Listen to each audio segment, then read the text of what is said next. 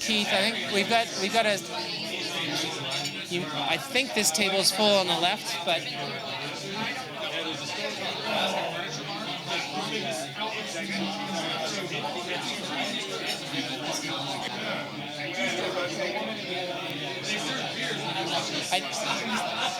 I think Will is sitting there. Is Will sitting there? Yeah. But Cool. I'm good. yeah, you can sit here. Yeah, I'm Dominic.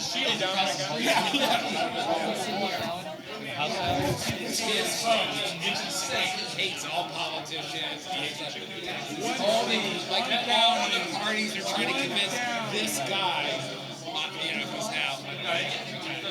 Well, it sounds better than Waterworld. Thank you.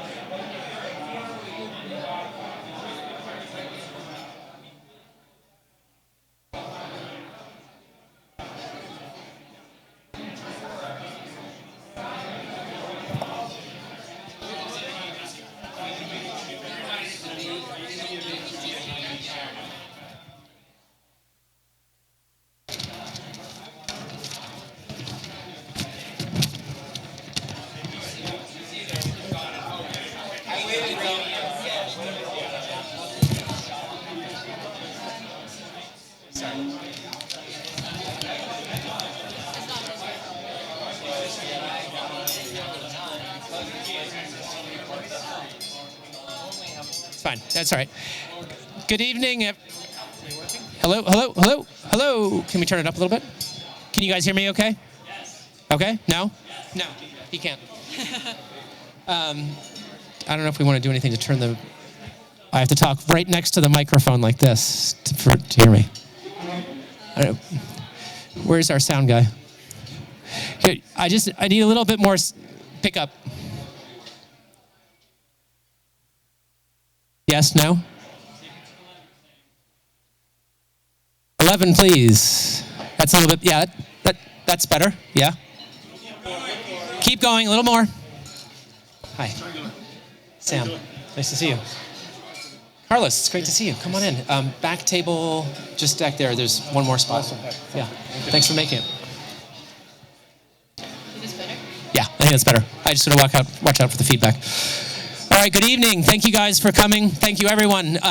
My name is Sam Thompson with Progress Partners, and we're on a roll here with our partners, Cohn Resnick. I'll get into some introductions in a minute, but this is now a newer format that we've picked up for dinners over the last year, where rather than having a panel and focusing a lot on slides behind me, the most of the night's going to be really about you all and what you bring to the room, because I think there's a lot more interesting things coming from your mouths than what's going to come from my mouth. So I'm going to do everything I can to walk around this room and facilitate what I hope will be a really interesting, invigorating, exciting conversation about what's happening in the world of advertising, marketing, media, technologies. We've got a great room, really esteemed group, mostly C-suite, if not all, right? We're an unbelievable group of people. Can't believe how nice it is that all of you have made it here. There are a lot of things you can do this week at Advertising Week, and we're all the better that you guys, came and joined us. Anyhow, so let me get my clicker.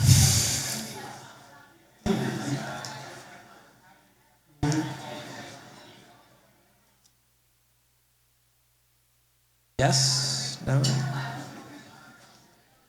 I don't know if the clicker is connected. Anyhow, so I'm going to work with my printed sheet here. There we go. No?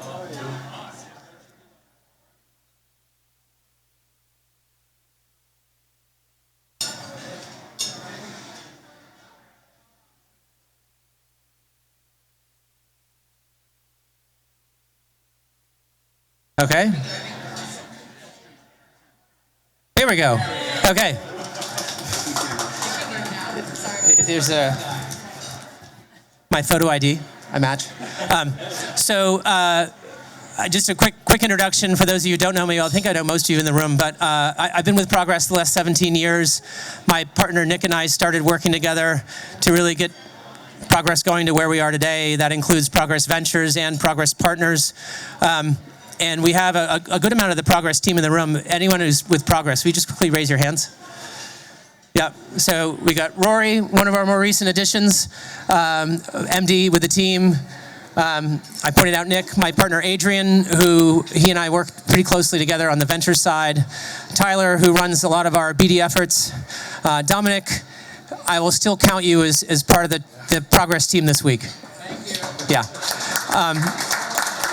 And just many of you may have already received an email in this room. If you didn't, after 4 great years and doing a lot of amazing work with Progress Partners, Dominic has taken the step to move into a new role with Horizon Media, and we couldn't be more excited for you. So thank you so much for all you've done with us,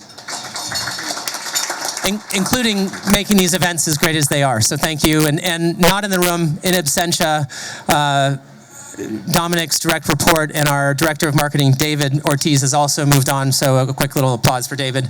We'll let him know that we miss him. Okay. Yes. So now our battlefield promote. Colleen, who you all met on your way in. Co-ops, I was just singing her praises a moment ago, and the praises of the co-op program at Northeastern. But unbelievable and unflagging effort in making sure this all comes off. So thank you, Colleen. So just brief background, back to me for a second. So I've been working with Progress in a banking capacity, more recently really on the ventures capacity.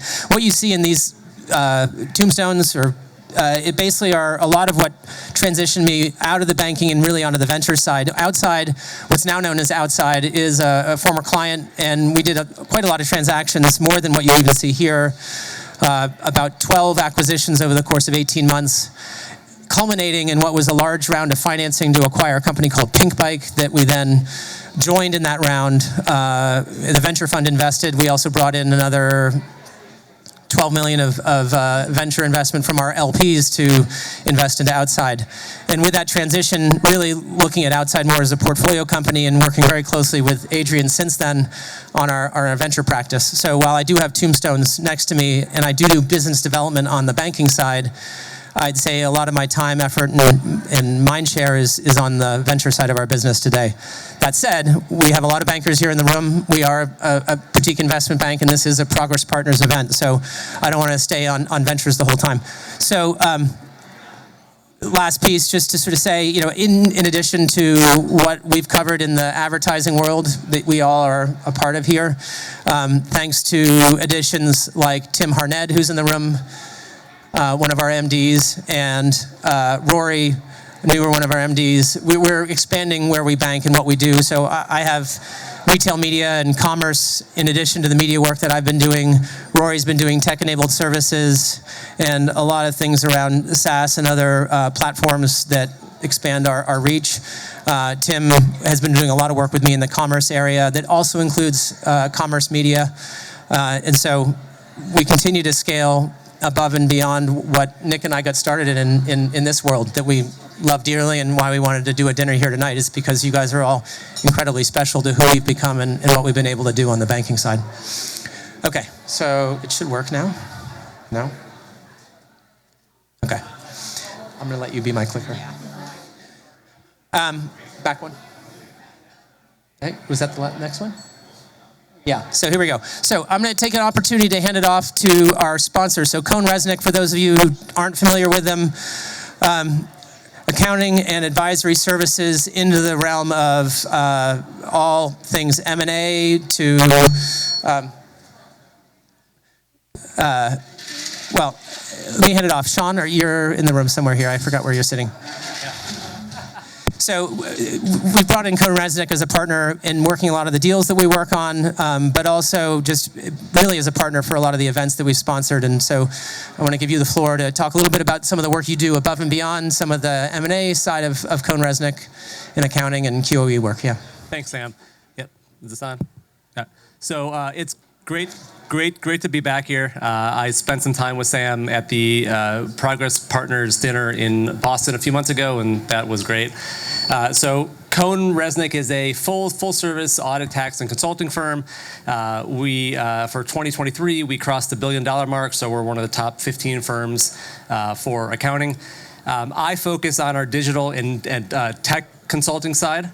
We have a number of other members of our firm here. Reed, Oz, Shlomo, and Jeff is somewhere. There's Jeff. Thank you. You want to go to the next slide? So for the purpose of this event, just wanted to highlight some of our services on the advisory side. So as Sam said, we really are a full service advisory firm. Everything from digital strategy through management consulting, risk, our M&A side, valuations, CFO and CIO advisory. We can provide it all. My focus for the last really decade or so has been on the data and AI side.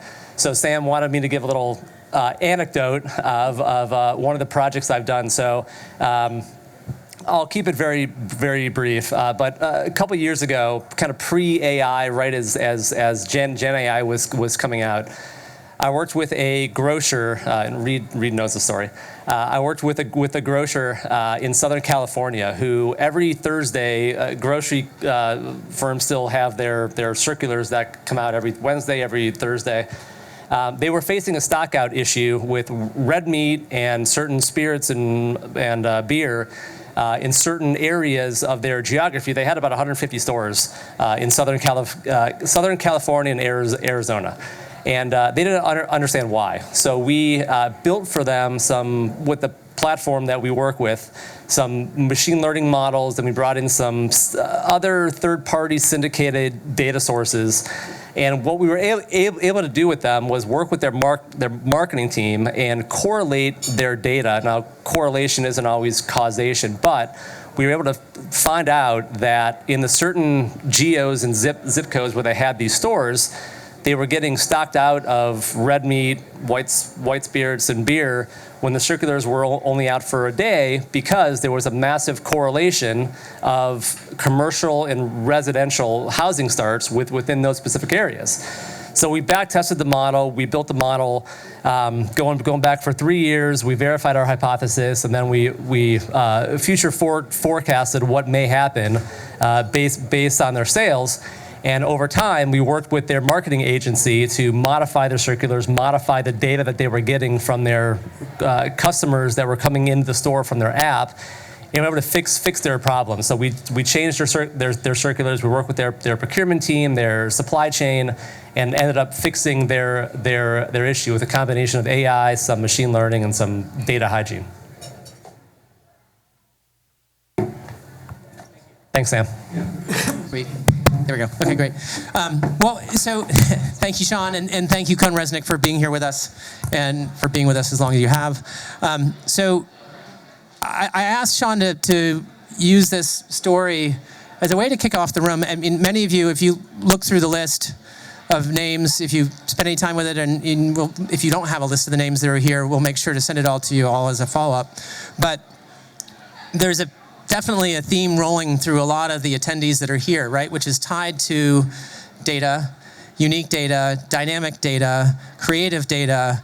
I mean, data is everywhere. And we were doing a dinner during Shop Talk in Las Vegas earlier this year, and a lot of it was sort of, okay, how is AI being applied to retail, tied to a lot of the data. But you can't get away from it with the performance advertising. There are firms here in the performance advertising space. There are platforms in performance advertising. There's all sorts of video and shoppable video. You run through the list of all of you here, and you touch data every day.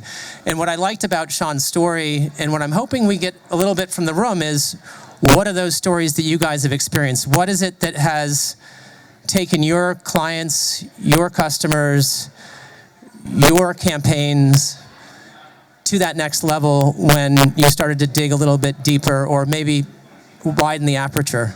Maybe we're a little bit too narrow every day in what we look at. Should we be paying attention to the context and how things are actually why things are taking place, and not just what happens right in front of you. So I put it out to anyone in the room who may have a story, whether you work for a brand, whether you work with brands, whether you're running an agency or you're an ad tech platform that is working with agencies or brands. I'd love any input. And one last piece, actually, I'll also throw in, going back to Progress and a lot of the attendees here, just a quick shout out to our EIRs who are in the room. If you'd raise your hands, I know I see a couple immediately, but there's, 1, 2, 3. Yeah, so just as a quick heads up, our EIR program, we can go to the next slide. This is giving you all time to think about your stories. So I'm expecting great things.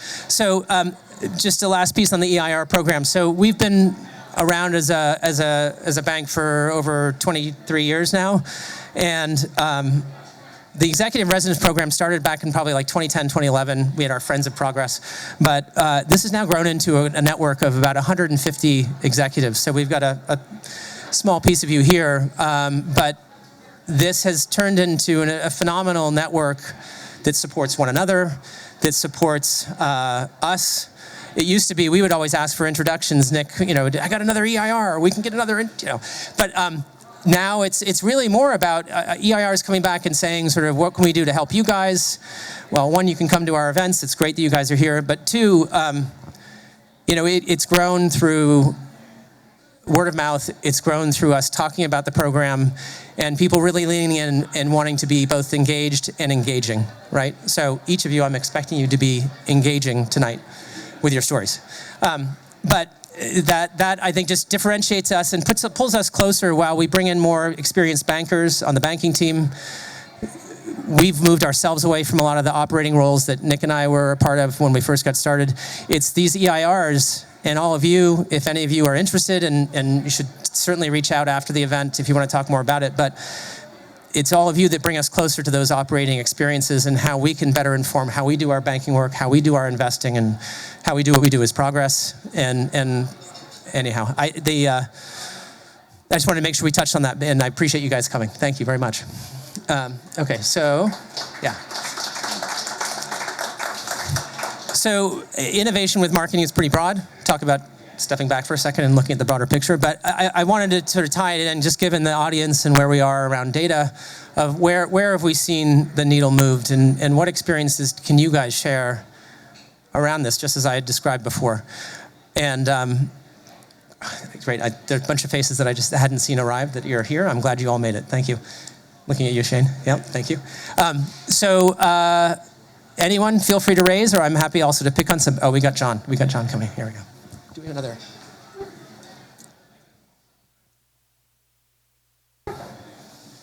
Hello. Oh, nice to see everybody. Sam, Nick, good to see you.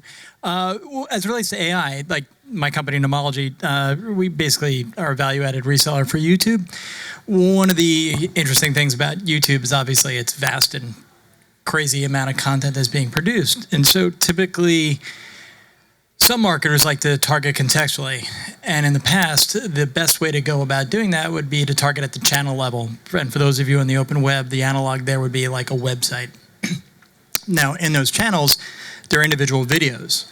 And if you wanted to target videos, like, okay, I don't care how popular a video might be, it's just not going to give you the scale that channel targeting would be. So again, difference between, say, URL targeting and website targeting.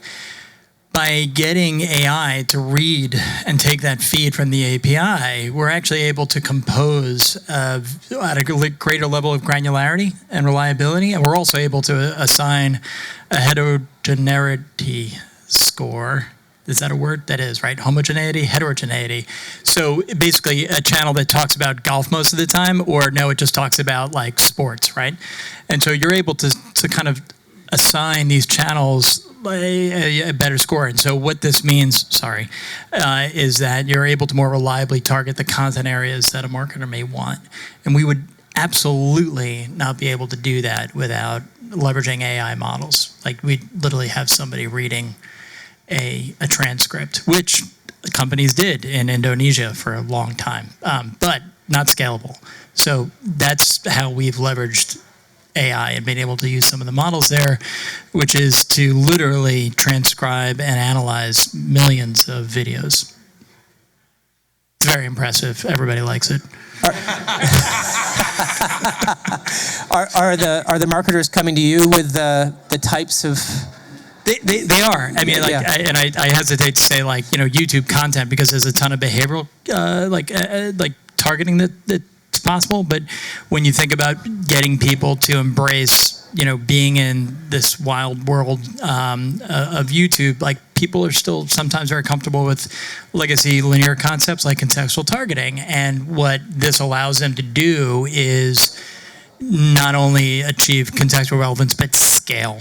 And give them that assurance. So yeah, marketers are happy with it. Typically what we do is say like, that's great. We'll put $1 million against that, and we'll put $9 million against the other tactics. But it is valuable. Yeah. Interesting. Josh, can I pick on you? So quick. We can move the microphone over. Here we go. So go ahead and introduce yourself, and then we can dig in a little bit deeper. Yeah. So my name is Joshua Rockoff. I am a interim CMO, CDO, CIO, pick a title. I've taken over a number of big brands that weren't so big when they started. Has anybody ever heard of Zappos? When we went into it, we took over the business. It was doing $8.5 million. When I left 6 years later, we were doing $1.7 billion. I was chief marketing officer as well as group CEO for the small little retailer called Kmart. When we actually made it profitable for the first time in 14 years, and it didn't help. And then most recently, I am chief marketing officer of this manufacturing company called Camco. We do $400 million, and we can talk about AI. I have some fun stories about that, considering it's Amazon Prime Day. Anybody go shopping today? So, yeah, well, I did too, I'll admit. So, here's where it gets really fun. So, we did warranty registrations. So, you think it's non-sexy, it isn't, right? It's simply taking a scan of people's receipts so people could auto-register for their warranties. We got 14,000 receipts. So, what did we do with that on Amazon Prime Day? We sent personalized emails auto-generated by AI. Last year, on Prime Day, we did $753,000 in total revenue. In July Prime Day, we did $465,000. Today, we did $5.2 million. On auto-generated emails blasting out to the people who not only bought our product, but we also saw every other product they bought. And they were all auto-generated, personalized emails on a one-off basis. And I had one person doing the work. One person. Can you guess who that one person is? It wasn't me. That's amazing. Yeah. And here's a question for you. So you come into a legacy brand. Camco has been putting camping gear into retail. 67 years. Yeah. Yeah. For quite some time. Yeah. They Just a few. probably are used to all sorts of traditional marketing methods. Yeah. So you've moved the needle clearly with this one effort. Mm-hmm. But how else are you engaged? What is the data that you are collecting beyond that? How else are you engaging with your customers and finding them? Yeah, it's a reasonable question. So one of the things we do a lot is, in the case of Camco, and this goes across businesses. So I've worked at Diane von Furstenberg. Many of you may know them. Some of you may not. Urban Decay Cosmetics. My daughter loves them. I do not. But the reality is that I've worked across industries, across verticals and horizontals. And the key thing is know your customer, right? Who is your customer? So the RV customer tends to live in the South. They tend to be, older, 55 plus. They tend to be of a wealthier demographic. Know how your customer shops, know how they interact, where they interact, and what they see. In every business I've ever worked on, from Urban Decay Cosmetics to Diane von Furstenberg to the company store, by knowing who those customers are, by having their customer profile figured out, in a lot of cases, they'll share the information with you for points, for rewards, for $5 coupons, for whatever it is. If you're able to really kind of figure out who they are and how they position themselves and what they want and what they don't want, you can really engage with them in a positive way, and you can then essentially be able to market to them in the venue or in the place they want to be marketed to. One of the big things about marketing today, especially if you're a manufacturer, you're a brand, you're a retailer, the biggest hurdle you ever have is simply going to where they want to go. So CVS, for example, how many of you go and just print out the receipts, right? You go, you buy your prescriptions or whatever, and you get these like mile-long receipts. The conversion rate from those CVS receipts are 47%. It's insane if you look at those numbers. And the reason they're so high is people just like seeing the printout and they start just going through it. They're like, oh, here's $1 receipt. I'm going to get $1 off. And you realize you bought an item that's $14 where you can buy at Target for $6. But it's a captive audience and people like those and people engage with them. So there's all these stories about how marketers really kind of focus on know your customer. Know who they are, know what they want, know what they don't want, and then just target to them. Thank you, Josh. Yeah. Question? Absolutely.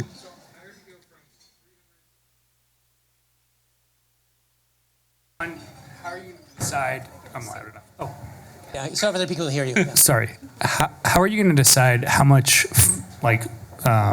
operational expense to allocate to this effort next year? And then you saw what they bought from your company, but also what else? What are you doing with that data? Like, what's your next step? So it's a really good question. So to answer your second question first, the idea is, A, do we have matching products or products that people want that fit those buckets? The reality is most people look at that as it's first-party data. It's useful information. So one of the things we started to do was partner with people. So I was part of a company, oops, I'm sorry, didn't know he was there. And it was called Destination Maternity, right? Selling, what do they sell, right? Pregnancy wear. Who wants pregnancy wear? Other than, obviously, women. The data that is associated with that is then associated with what happens when you have the child. So Volvo, Pampers, Bye Bye Baby, all wanted that information because they realized very quickly these are captive audience that wants to buy and engage with it. So what we now have is all those receipts. So a lot of companies will pay for services related to those receipts. So Fetch is one, there are others in the marketplace. So ultimately what we did was we saw all these receipts, and a lot of the products that people were buying were household items that were sticking into an RV. You know, salt and pepper, ketchup, other condiments, breads and other things. So what we did was we reached out to them and said, hey, we're marketing to these people. Would you like to also market with them? We have all these receipts that we have this information on. Would you like to use it?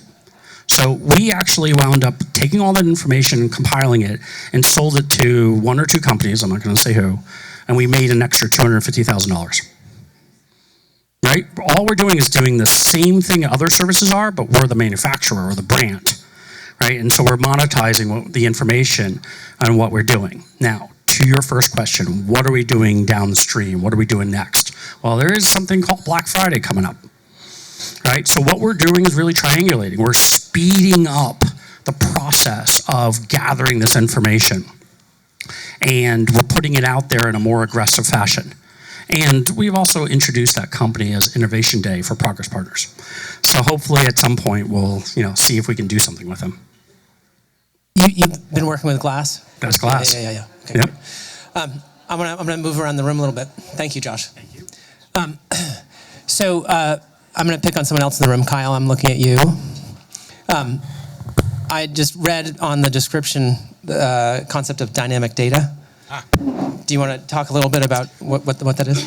Yeah, thanks, Sam. So, hi, Kyle Check, longtime agency guy. We look to make marketers powerful by building an operating system for marketing. And we built a marketing language model that allows the entire marketing ecosystem to kind of converge. We aspire to be the focal point of all marketing. So Bob Lord said to me several months ago, he said, people shouldn't be logging into UIs anymore. I was like, oh, I'm going to build a company for that. And we really aspire to make it so that everybody plugs into us and marketers can go in and naturally query everything about unstructured data through wisdom and acquire all that wisdom and have responses through it, but also their structured data, also their models, also their workflows, and also their activation. We put all of that under one roof and made it naturally accessible. So dynamic data is saying, why be married to a BI dashboard when that's static and it's also really expensive to keep up? Instead, ask the question and we'll dynamically bring that information to light. It doesn't matter if it's unstructured data, structured data, or modeling output. We broke down the barriers across everything, and that's dynamic data. And that's marketers who are buying the service to do this? This is agencies? Who are your... So we're partnered with in-house marketers that are trying to do that, as well as the mid-market agencies. We're staying very clear of the whole coast right now. I've been there. Early days? How far along are you guys? We're still pre-seed. So we're going to market live this month, actually. I'm really excited. And Hershey's our first client. MIQ is our first agency. We also have 2 other agencies that are bought into this, and we'll be launching with all of them. They're bringing the breadth of all their wisdom into the machine. They'll be able to talk to it, and then they're creating APIs. We have APIs in every marketing system, so they can just talk to all of it. Great. Thank you. Yeah, exciting.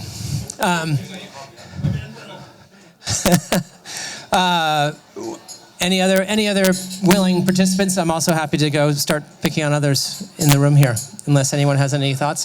Thank you, Brandon. Yeah, go ahead. Hi, my name is Brandon. I come from a magazine and publishing background. I started an e-commerce platform, but right now I'm working very closely with a e-commerce AI company called Sociate out of London. And I was interviewed by Vogue Business to kind of vet it. And I said, there's no way this can work. They reached out to me, and now I work with them because it's amazing. They had a meeting with H&M that came in last minute, and I just want to show you how amazing it is when you start to talk about e-commerce and how poorly the return rate and the conversion rate is. The problem that they presented in the meeting was this summer, it was H&M, this summer, Brat Summer was everything. We could not tag for Brat Summer because all tagging is done manually. There's some visual tagging, but it's not great. So what Sociate does is it does social listening. It visually and text reads all of that in a single model, not in different models. And little Yasmin, had scraped the website the night before, unbeknownst to them. And she said, well, let me see what happens if I put this in. And all of a sudden, Brat Summer appeared for all of the H&M executives. And the POC documents went out that day. So just really interesting how e-commerce is about to change, because we're not going to be relying on the things that are bottlenecking us.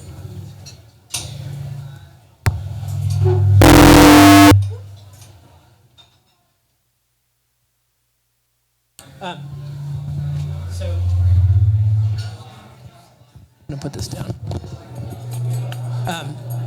I'm driving with a bunch of the different people here in the room who have had experience in and around the brand side. And Shane, I know you started a new business in consulting with a lot of DTC brands, but you've also had a lot of experience in the DTC space itself in really focusing on go-to-market. And I know that there are a number of different things that you guys found out as you built up Quip. And so I just wonder if you might be able to share, if you want to bring one of the mics over, a little bit of your experience through building that brand up, and also what started to expand your business while still there that wasn't necessarily as overtly obvious when you got started. Oh, yeah. Thanks, Sam. So I'm Shane Pitson. I led marketing at Quip, D2C oral care business that we scaled from 0 to 100 million plus revenue. I've since launched a venture studio and am helping a lot of early consumer product upstarts go to market.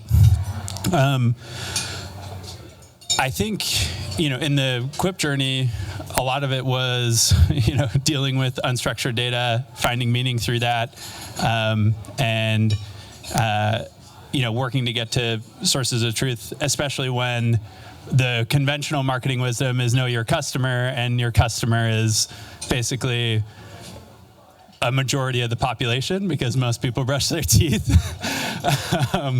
And so we had a very kind of general cohort. We had a low AOV product. And so consideration and path to purchase was really quick. One interesting thing which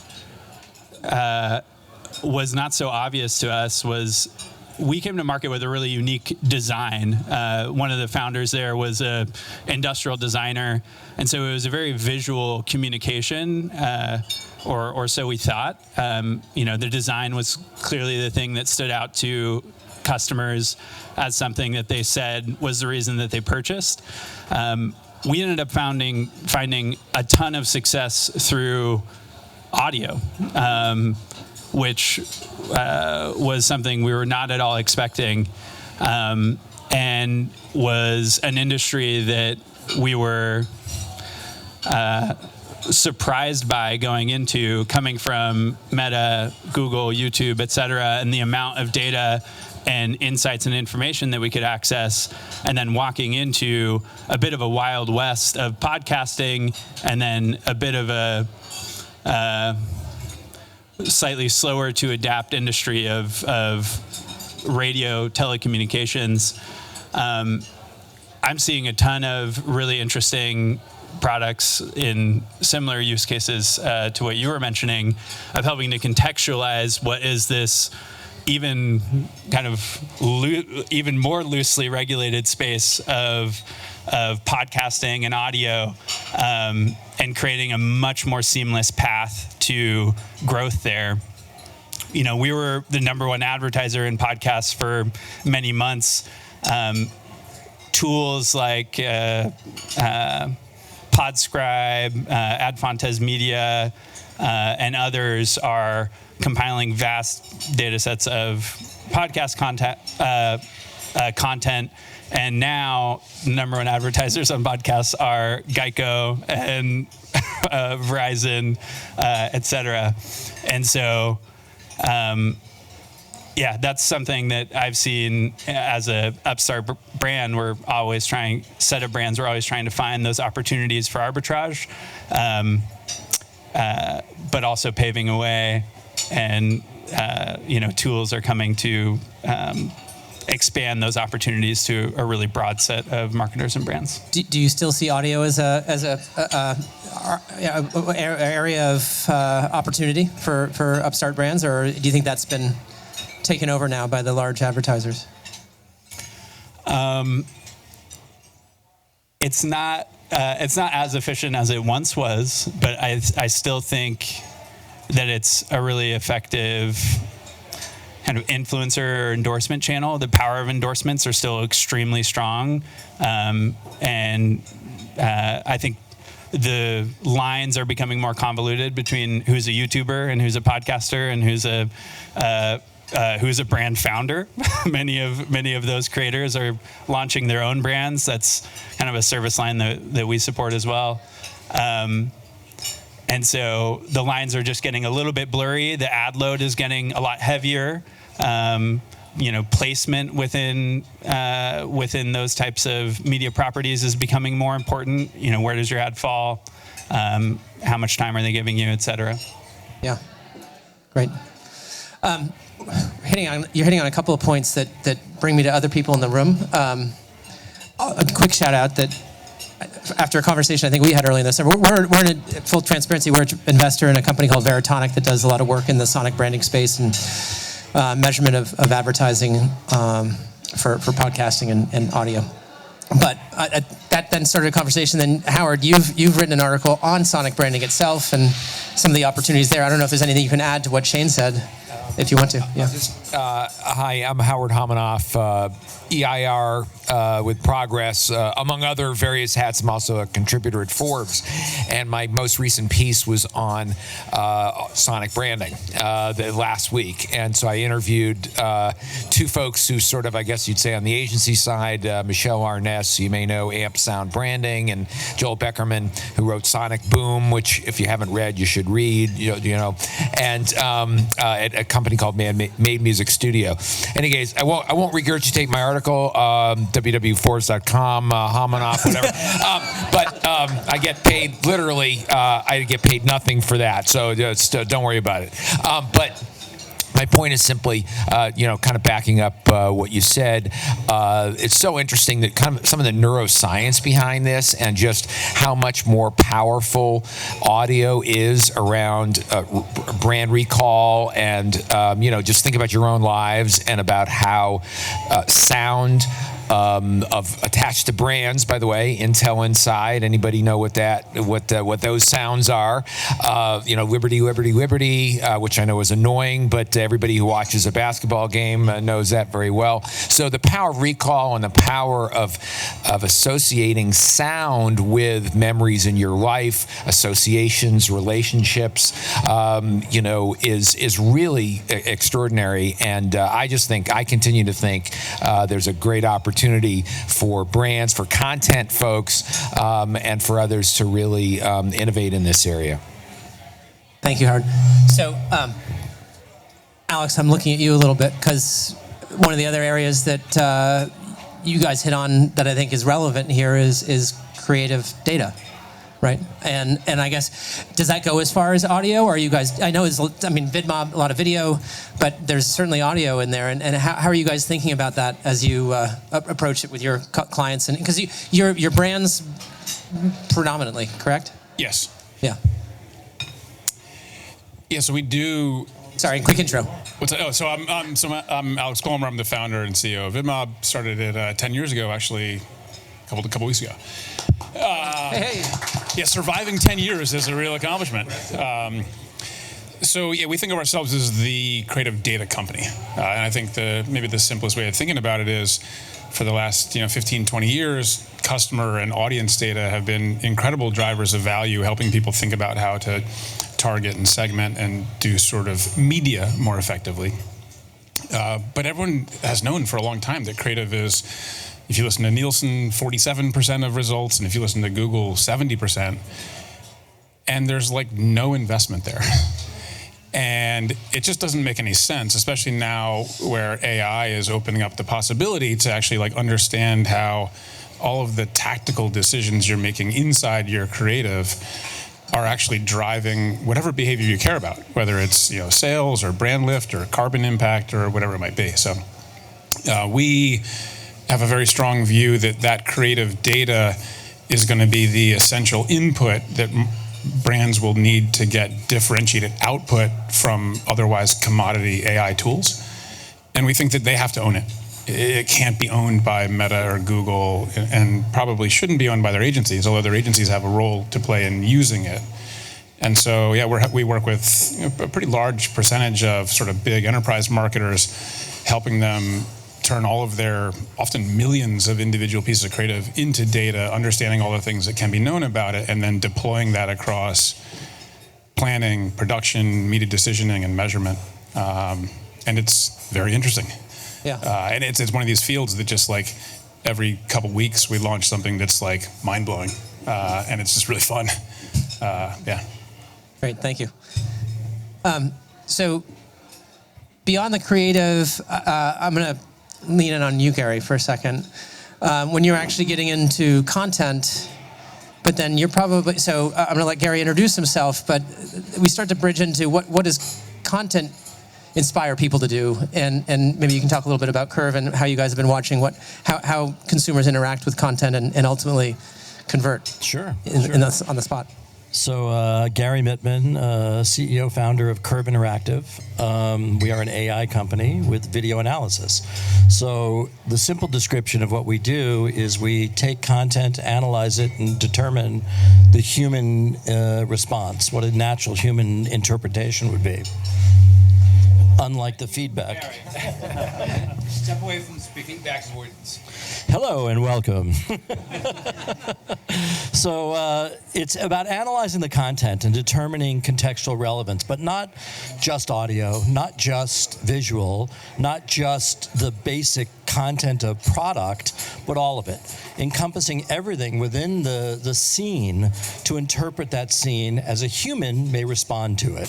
So as an example, the lowest hanging fruit description would be a scene that's a party on a beach. Well, there's a lot of components there. There's the beach resort, there's beach wear, there's the umbrella, the bathing suits, all the different variables. So it's determining really what the human would react to and how that contextually relevant variable can go out to a programmatic buyer. So we're talking about, we've spoke about YouTube, we talked about audio, but nobody's mentioned anything about CTV, right? So if you look at the world of CTV, fast channel, and all the different components, there are broad opportunities there. Big, broad opportunities for media buying and placement. And the traditional placement is done by the show, right? So people are buying X show. They're not buying X slot, right? So you're not buying that section, that placement right after the 3 to 5 minutes, right? So how do you do that? And that's kind of what we're solving now. We're solving for contextual ad placement of the pod, of the slot right after. And that's proving in the testing we've done to be huge brand lift, huge. And it's brought a big value to the publisher because they could charge more, and the brand because they get more value for it. So I think that there's a shift going on in the way programmatic buying, contextual relevance, and all that's going to go as we see this ocean of confusion in the world of CTV happening. So it's an interesting shift. So that's what we're talking about.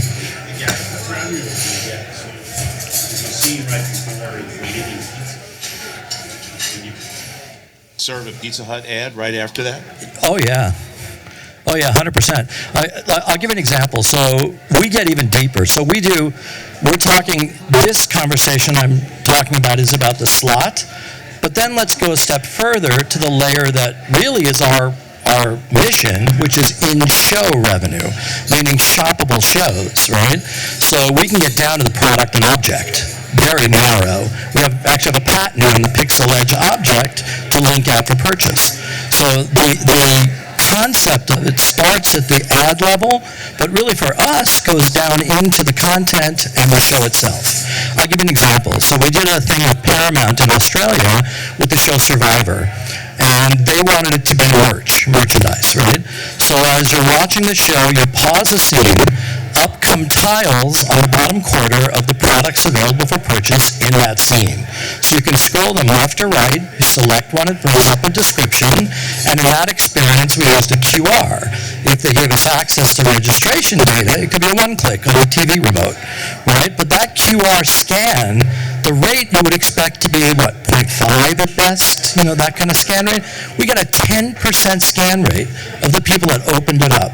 Enormous. So, we were blown away. We thought we revisited the data and said, is this legit? But it was. And so I think that there's a whole evolution of user-curated experience of contextual relevance and interest that we're going to see blossom. And we're actually banking on it. So that's what we're doing. Make sense? Thank you.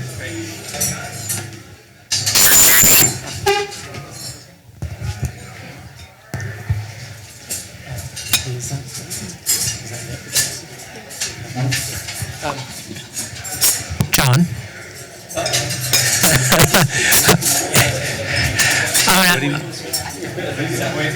Yeah. I think we're on a thread here, so I want to bring it out and maybe tell a little bit more about your business as well and how it ties in. Awesome. And it's good to see everyone. I've met many of you over the years.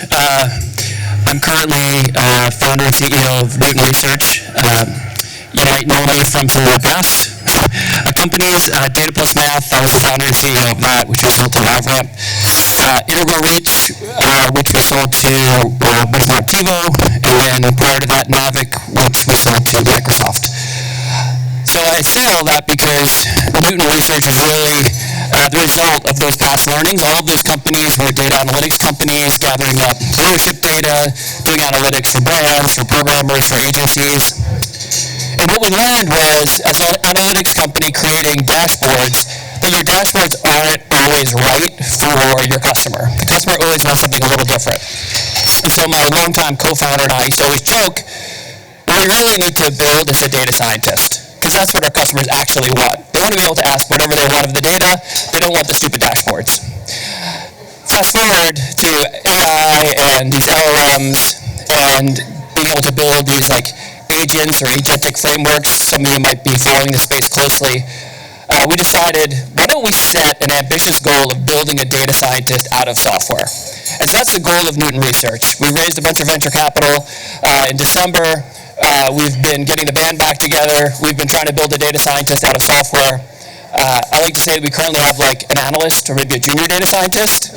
He's not quite a full-fledged data scientist, but when our early customers, we have like 10 customers, so we're still super early. There's a few of the big agencies, some big brands, some D2C brands, some programmers, and they all come to us with different use cases. Because once you tell somebody that you have a data scientist that they can add to their team, like everybody needs more.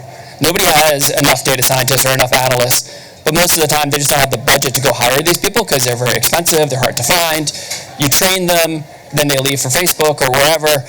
So we show up and we've got this virtual team member called Newton, who's like, at this point, he's getting smarter every day, but he feels like somebody with 5 years of relevant media expertise showing up on your team, who you can then also onboard into your organization and train. If you have your proprietary models, you have Jupyter notebooks that your data science team uses, you've got scripts that they use, you can show it to Newton, Newton will look at it, and he'll be like, okay, I got it, now I can do that for you. Or you got, presentations that you send out to a client, Newton can look at it and be like, okay, I can create those presentations for you now. Just point me at where are those tables?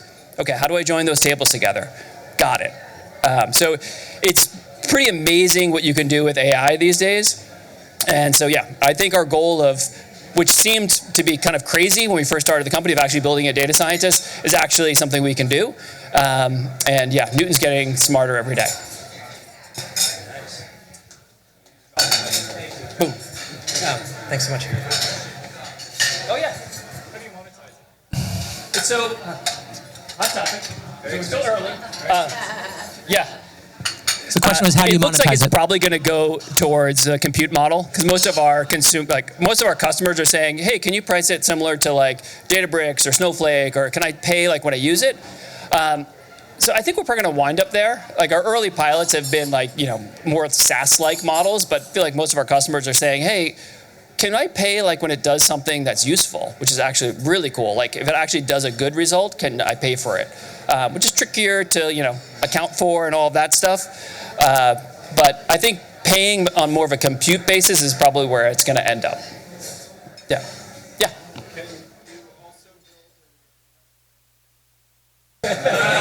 So funny enough, that was what we did originally as our like proof of concept, because financial data, like ticker data, is so easy to grab. So last summer, we built an analyst, and like we gave it a phantom portfolio, and we started asking it questions, and that's when I realized I should go raise money for this, and I should probably go back to media where I know stuff, and unlike finance where I don't know anything. But yeah, like we were like, okay, here's our phantom portfolio, and then we would ask Newton, how did I do? And Newton would actually make decisions about how to compare it to different like indices based on what we were holding.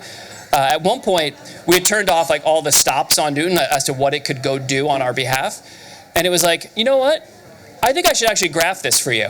And it went and downloaded Plotly, which is like, and like pip installed Plotly in order to show me a result. Plotly is like a charting software that you can like download if you want to start generating charts. And Newton decided on its own, like, I should probably do that in order to like show you this. And then we had to use the multimodal capability of these LLMs where we can look at images, and it would like look at the chart to get insights. So it would actually look at it like an analyst would in order to tell you what it sees, which was kind of one of those crazy like moments where I was like, oh, and maybe I should have just tried to start a hedge fund around it. Maybe that was a mistake. But back in the media industry where I've got a lot of friends and I like people, so yeah. Yeah. Question at the back of the room, yeah. Yeah, no. Or a point to be made, yeah. Point to be made. Hi. Heather Bollinger, CRO of Verve. We actually are an AI platform that also is building agents for all of our customers globally. So it's interesting. Yes, you can do the investment and or mergers and acquisition agent. We are doing that for a large manufacturing company right now. But it is really a dynamic way to not only get net new data, so Verve, it's our mashup moment. We have the patent on video surveys, and it's all distilled down by AI. So think hundreds of hours of video content that is then analyzed, distilled down, delivering an insights report and or a go-to-market plan, based all in real consumer voice. So we have about 3 million people globally that are on the Verve platform. In that, we also are able to ingest data. So you've got your net new through those campaigns. You've got old data that needs to be reinvigorated. And all of that can train an AI agent, for example, Newton. Right? Awesome. Awesome. And so what we're doing is really trying to help teams accelerate the insights to innovation to go-to-market strategy. We're able to help them kind of augment their teams in this time where Adidas, one of our clients, has just let their entire innovation team go, right? And so we're able to help them really amplify, augment, and accelerate this process, and then validate it through the agents that are all through, we're AI powered by people, right? It's all keeping that human at the center. So whether it's the human using our tool, or whether it's the human helping bring that data to the tool and train the tool, it's a very interesting space, right? So with Newton, how many layers are you looking at? Like, where are you in that journey, knowing that this is a very specific use case for Newton? Obviously, we have probably a different version of it. Alma, Ask Me Anything, who is our insights strategist, might not be as rich as yours. So would love to hear a little bit more about how you're actually training Newton. Yeah, so with Newton, what we decided early on was that we're going to try to go after the really hairy data science problems, because that's the stuff that I think the LLMs themselves won't really take on anytime soon. So we felt like there was space in between us and the big LLM providers. So when our customers use Newton, it's not just to do what I think of as like SQL queries of like a database, which I think is going to be more commonplace. You're going to get that from the Snowflakes or the Databricks or whomever, as you're providing your enterprise data warehouse. But the stuff that we really specialize in is when you need to like create a machine learning model like on the fly to look at your data and to extract insights out of it. So that's where Newton is writing Python or writing Spark and like really touching your data, manipulating your data, and coming back with some really insight that maybe you couldn't get without going to your data science team and probably waiting a couple of weeks in order to get it back. Where with Newton, you ask Newton a question, maybe it takes a minute, may take 90 seconds, may take 2 minutes, because we're not tuning it like ChatGPT, where it's like, get somebody an answer in like 20 seconds, even if it's wrong, right? Like based on the internet. Yeah, based on the internet. So this is based upon actually looking at your data in Snowflake or AWS or GCP or Databricks or whatever enterprise data warehouse you're using. Use your data, use real like industry knowledge, which we put in our own knowledge base that Newton pulls from a knowledge base that our customer has. So if you've got your own proprietary information, you don't want to mix it necessarily with Newton because you don't want to make your competitors smarter. So you have your own knowledge base that lives in your cloud, right? And so we'll pull from first your knowledge base in case you have something proprietary you'd like us to use. If not, it goes back to what we've taught it at Newton Research. As kind of its like second level of support. So it comes kind of pre-stocked with all like the typical analytics that like a brand or an agency would do, depending upon who the customer is. And then you can create your own analytics on top of it on the fly. I look forward to talking to you after this. Awesome, yeah. Let's keep, thank you, John. Yeah. Unless there are any other questions for John, actually keep the microphone down there. I wanted to pick on David. So David's one of our EIRs. David, please introduce yourself. In the context of the AI Marketers Guild, I think it'd be great to talk to the room a little bit about what you're doing there, but also truly what you see given the purview you have across the 1,500, 2,000. So.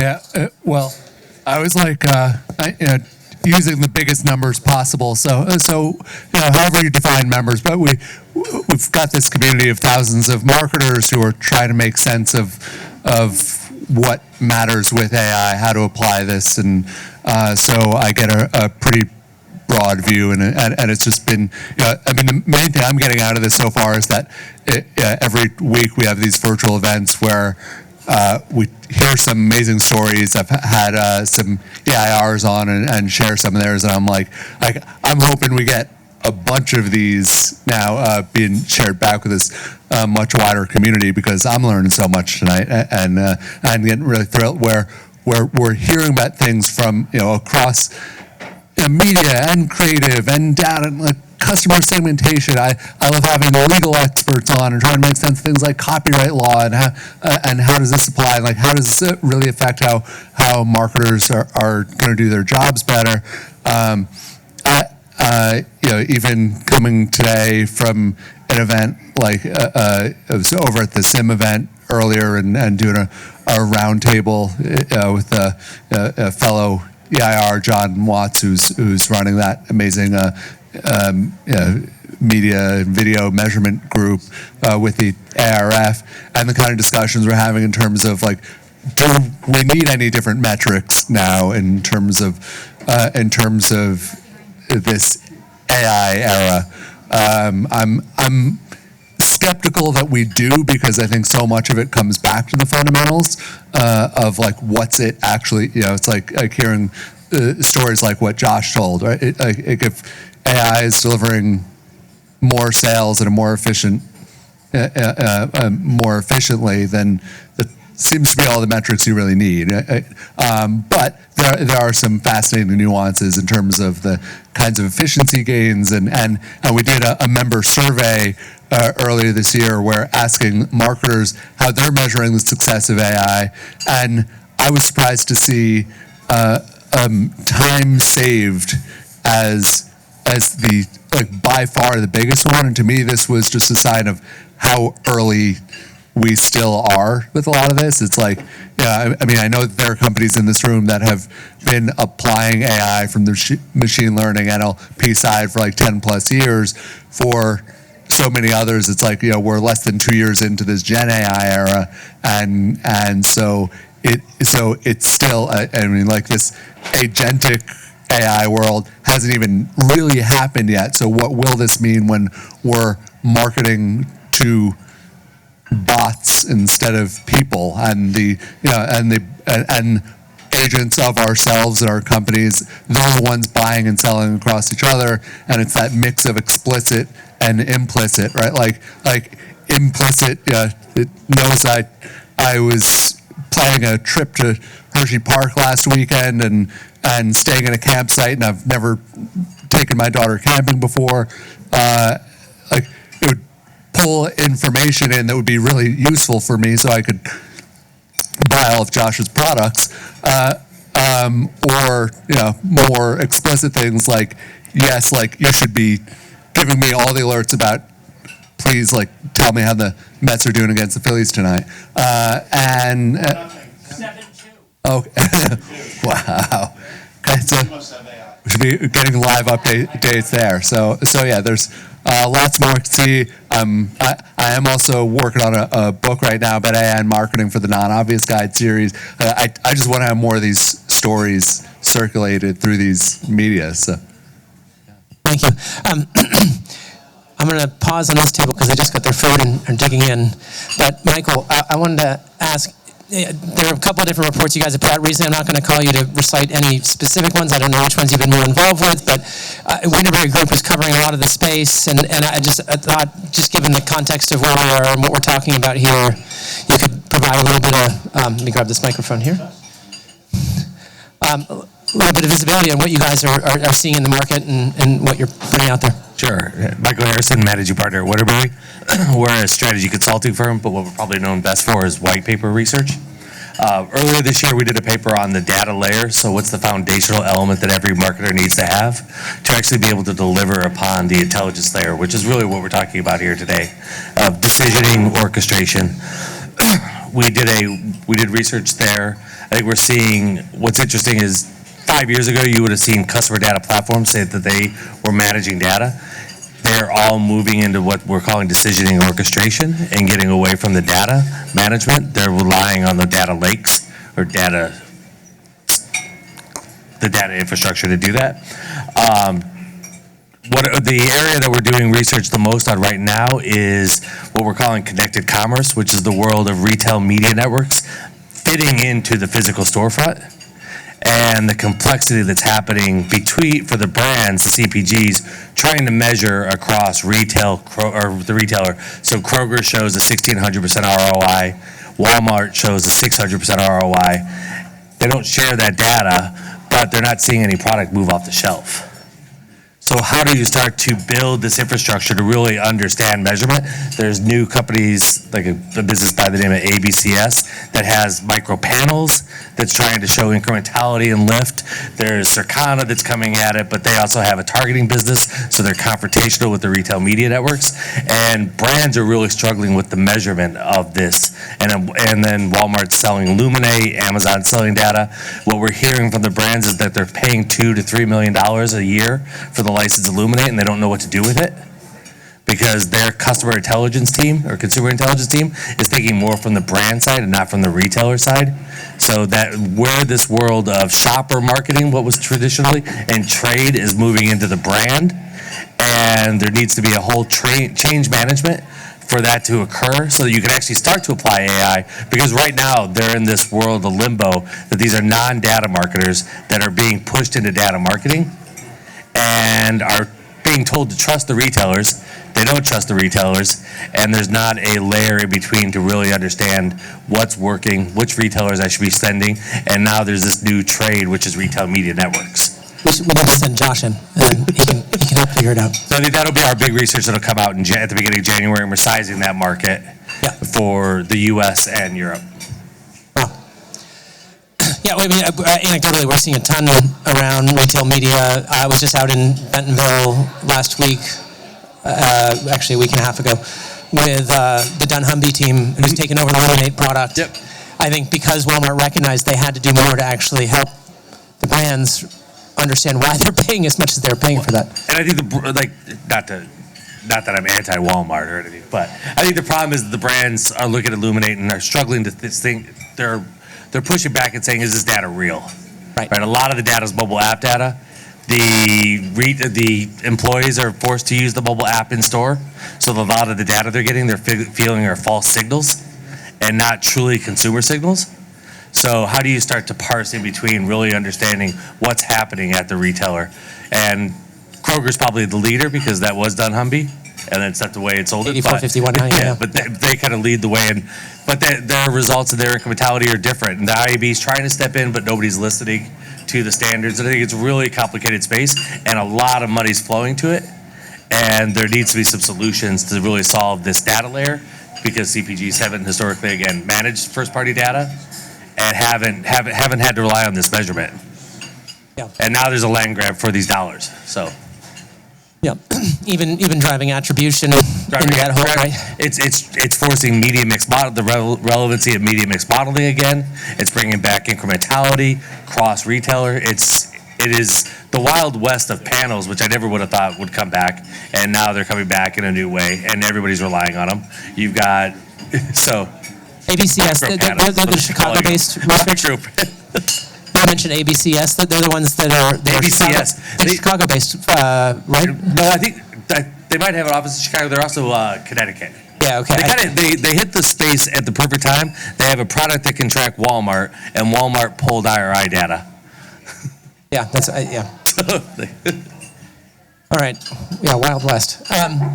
Everyone's got their dinner. I want to make sure people can eat and not have to talk. So happy to if anyone has a hand they want to raise and anything they want to contribute, please do. But I think dig in, enjoy. I think we've got comments from just about every table in the room. I was trying to look through. Andy, maybe you have something you want to do with duration.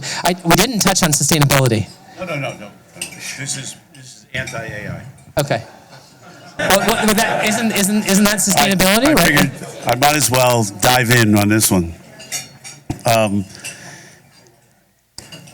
First of all, I've been in this business since I wrote Yahoo's business plan in 1994. Okay, so I think the only person who's been in it longer is this guy right here next to me.